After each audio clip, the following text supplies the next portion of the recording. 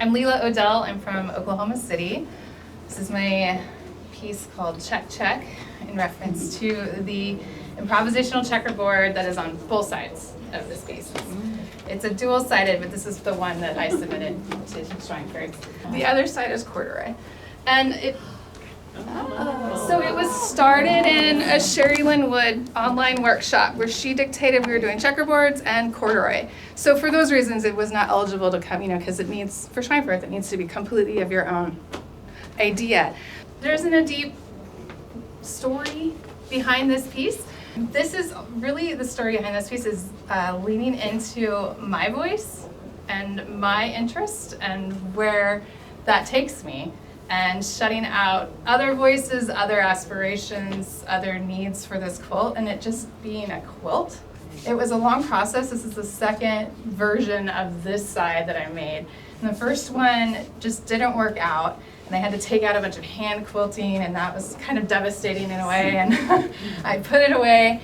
And then fast forward another year or two, and I need to do something for myself after another Christmas break with small children at home. And so I did an in-town solo sewing retreat at an Airbnb for 2 nights, and I loaded my car up with enough sewing projects for like 2 weeks.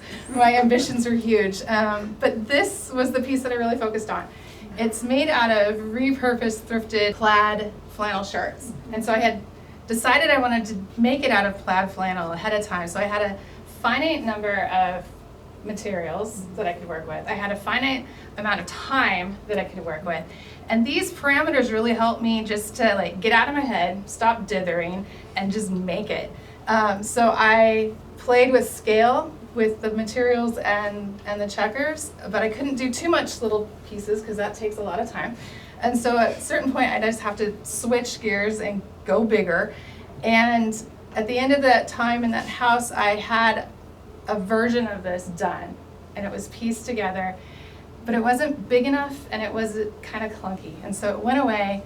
Fast forward another couple of years, because this piece is just for me, right? It's not, it doesn't have a show or anything to go to. It's going to go to my couch, probably. And, I have a quilt that I have to do for a teacher that I promised my kids that I'm going to do. And so as a procrastination, I pulled this out because it's for me.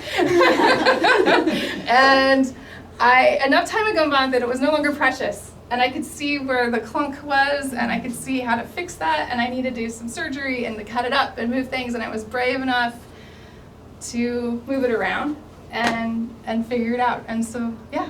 And then it got quilted pretty quickly, and because I had to move on to that other piece. So again, I didn't have this huge, vast amount of time to just stay in my head. I needed to just get it done. And so what this has really taught me is that when I shut out other people's rules and other people's ideas and aspirations of grandeur, like if I just really listen to me and then also get out of my head, right, and just do the work, sometimes it gets me here. That's really cool. I'm completely honored to be here. So. Yeah.